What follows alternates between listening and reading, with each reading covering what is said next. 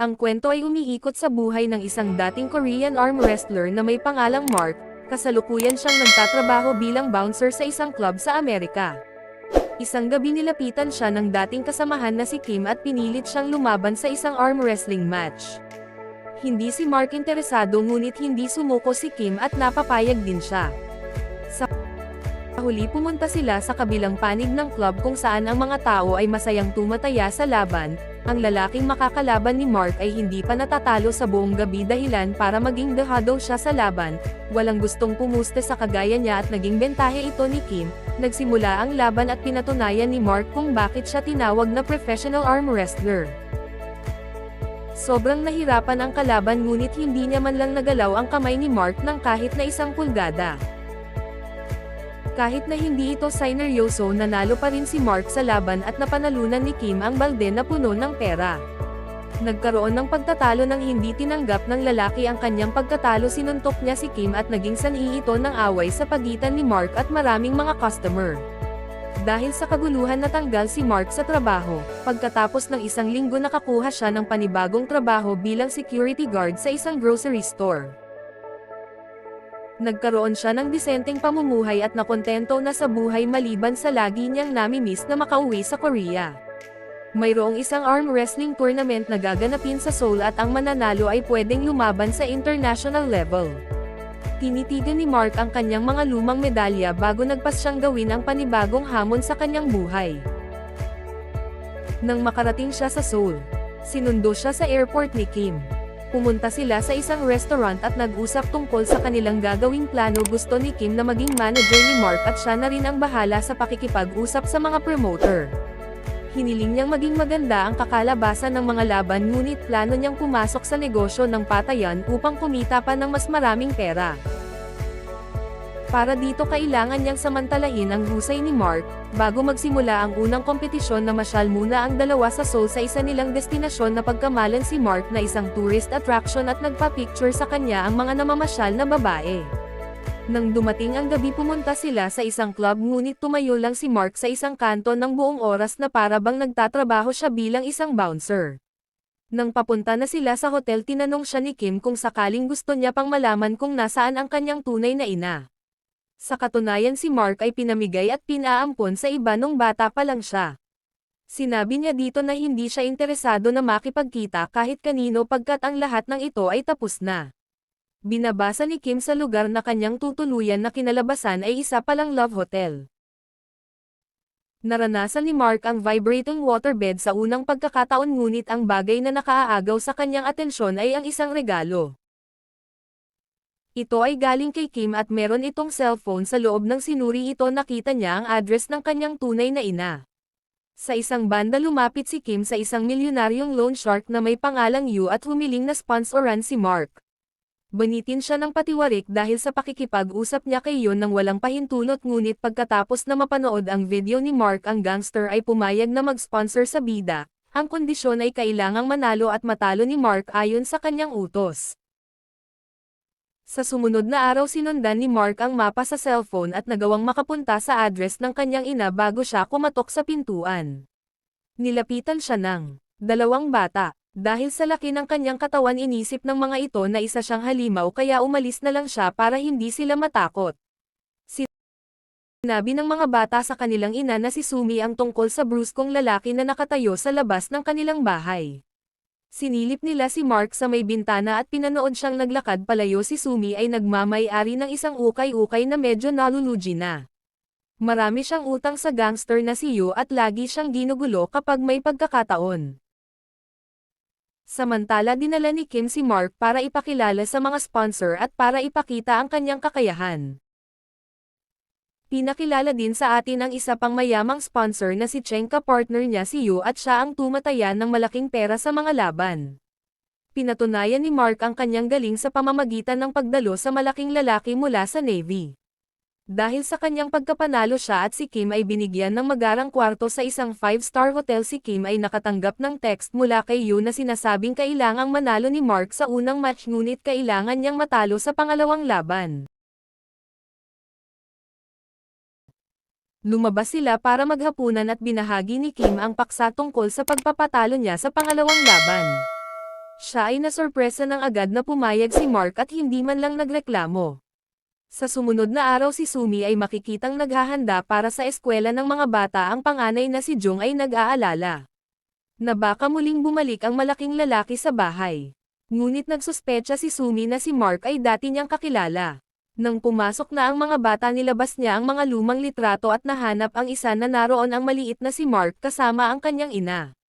Sa labas muling nakita si Mark ng mga bata. Ang bunso na si Junhee ay excited siyang makita.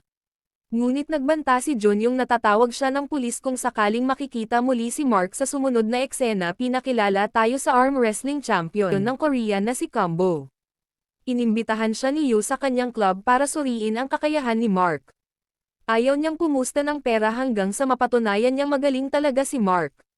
Si Mark ay lalaban sa isang 7-footer na higanti. Sa unang match, medyo nahirapan siyang ipanalo ang laban ngunit na-impress sa kanya ang champion ng Korea. Si Sumi ay nandoon din sa audience para panoorin si Mark. Habang naka-break, sinubukan siyang hawak-hawakan ni Yu at dineklarang pagmamay-ari ang babae dahil sa dami ng kanyang utang. Nakita ni Mark ang pangyayari at hindi siya masaya tungkol dito. Nang magsimula ang pangalawang laban, sinadya niyang manalo para galitin si Yu. Nang sinubukang igiit ni Yu na pagmamay-ari niya si Mark, tinulak lang siya ng malakas bago ito naglakad palayo. Hindi makapaniwala si Kim sa kanyang nakita at sinubukang pakiusapan ang kanyang boss at pati na rin si Mark. Kanyang na-realize na si Sumi ang rason kung bakit siya trinaydor ni Mark. Dahil sa kanyang galit, pumunta siya kay Sumi at nagtanong kung ano ang kanyang relasyon kay Mark. Sa parehong oras na yon, dumating din si Yu at sinimulang saktan si Kim. Buti na lang ay dumating si Mark sa eksena at mag-isa niyang nilabanan ang mga tauhan ni Yu. Habang naglalaban sila, pinakiusapan ni Sumi si Yu na pahintuan na ang kanyang mga tauhan. Ngunit tinulak lang siya nito. Natigil ang kaguluhan nang dumating ang mga pulis at inaresto sina Mark at Kim. Kailangan nilang malaman ang pagkakakilala ni Mark bago siya mapalaya. Ngunit nawala ni Mark ang kanyang bag at passport sa nakaraang laban. Ang police officer at si Mark ay naglaban sa isang match at napatunayang siya ay tunay na atleta. Subalit hindi pa din siya pinayagang makalaya dahil wala siyang maipakitang ID. Pagkatapos, biglang dumating si Sumi kasama ang kanyang mga anak. Nakahanap siya ng lumang ID ni Mark. At pinakita ang litratong kasama ang kanyang ina para patunayang siya ay Korean. Nabunyag din sa atin na si Sumi ay stepsister ni Mark, at patay na ang kanilang ina isang taon na ang nakalilipas. Sobrang nasaktan si Mark nang marinig ang malungkot na balita. Inimbitahan nila si Mark at Kim na manatili muna sa kanilang bahay ng ilang araw. Gusto si Mark ng mga bata dahil sa kanyang kakaibang personalidad. Si Junhee ay laging kinukulit si Mark, habang si Junyong naman ay madalas na siyang kausapin. Sa labas ng kanilang bahay, isang grupo ng kabataan ang naninigarilyo sa hagdan at tumangging huminto kahit pinakiusapan na sila ni Sumi. Ngunit nang makitang paparating na si Mark, humingi sila ng tawad at agad na tumakbo palayo. Sa araw ding yun, nag-impake na si Mark ng kanyang mga gamit dahil ayaw niyang maging pabigat. Nang siya'y paalis na, pumunta ang mga tauhan ni Yu para mangolekta ng utang kay Sumi. Itinaboy niya palayo ang mga gangster at na-realize na kailangan niyang manatili sa pamilya para protektahan sila kay Yu.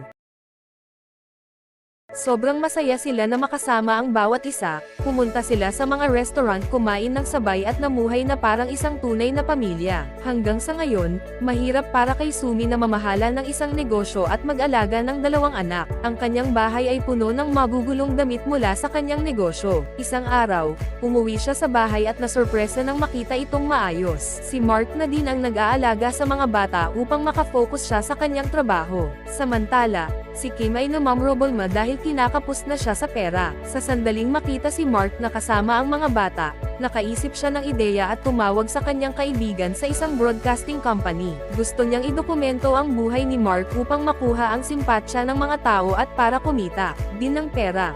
Nag-alinlangan si Mark ngunit pumayag din siyang gawin ito. Sa sumunod na eksena, si Mark at ang kanyang pamilya ay lumabas para mamasyal. Nakita nila ang Korean champion na si Combo, na lumalaban para sa isang charity event. Hinamon siya ni Mark at naipanalo ang laban. Hindi makapaniwala ang lahat ng matalo ang champion nang hindi kilalang si Mark. Pagkalipas ng ilang linggo, Ang kwento tungkol sa malupit niyang nakaraan at hamong pinagdaanan sa wrestling ay ginawa ng dokumentaryo at pinakita sa TV. Naging matagumpay ang kanyang show at kumita sila ng sapat na pera at mas humanga pa ang mga bata sa kanilang tito. Nang sila'y papunta na sa eskwela, narinig nila ang isang babae na nagsasalita ng masama tungkol kay Mark.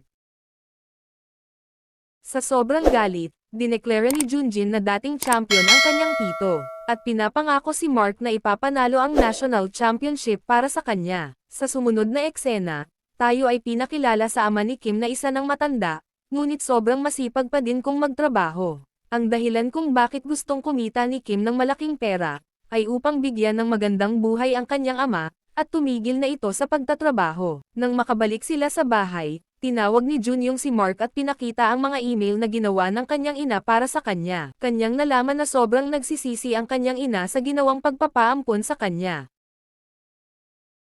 Nagsulat siya ng maraming email sa iba't ibang address umaasang si Mark ang makakatanggap nito. Sa kanyang email, nilarawan niya kung gaano kahirap ang buhay noong kasama pa si Mark. Hindi niya na kayang buhayin si Mark at gusto niyang bigyan ito ng magandang buhay kahit na siya'y naghihingalo na sa ospital. Ang kanyang tanging hiling ay makita muli si Mark upang humingi ng tawad. Nadiskubre din ni Mark na si Sumi ay hindi niya talaga kapatid, inampon siya ng kanyang ina nang malamang wala itong ibang matitirahan, at upang may makasama siya sa bahay.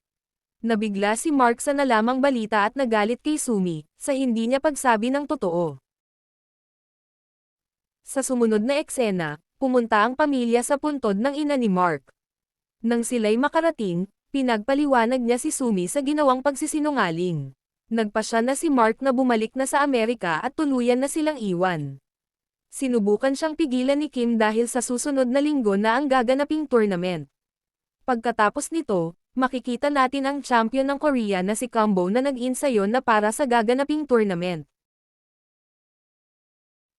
Ang gangster na si Yu ay umupo ng isang halimaw na may pangalang Kane para sumali sa kompetisyon. Dati siyang arm wrestler at kilala sa pagbali ng kamay ng mga nakakalaban sa kompetisyon.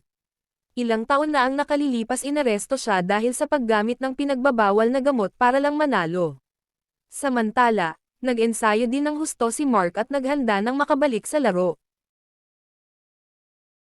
Dumating na ang araw ng pinakaabangang tournament.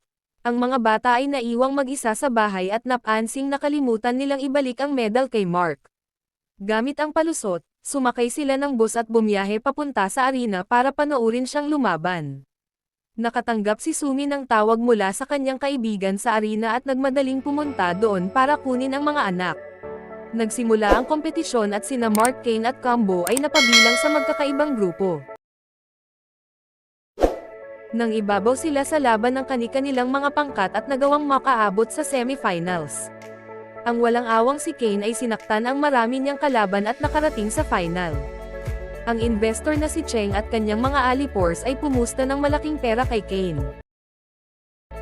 Nang makita ang magandang performance ni Mark, natakot sila na baka matalo ang kanilang pusta kaya inutusan ni Cheng si Yu na gawin ang lahat upang matiyak ang pagkapanalo ng kanilang manlalaro. Inalok ni Yu si Kim ng $200,000 para kumbensihing magpatalo si Mark sa semifinals laban kay Kambo. Tinanggap ni Kim ang pera at sinabi ito sa kanyang kaibigan ngunit tumanggi si Mark na gawin ang deal. Mababayaran na nila ang lahat ng kanilang utang at matutupad na din ang hiling nila sa buhay. Subalit hindi nito mahihigitan ang ginawang pangako ni Mark para kay Junhee. Dahil dito, hinarap niya si Kambo sa isang matinding laban at nagawa ding manalo. Pagkatapos bago magsimula ang sunod na match, nahuli si Kim ni Yu at inumpisahan siyang bugbugin. Subalit ang mga masasamang loob ay pinigilan ni Mark. Tinulak niya ang gangster sa gate at sinagip ang kanyang kaibigan.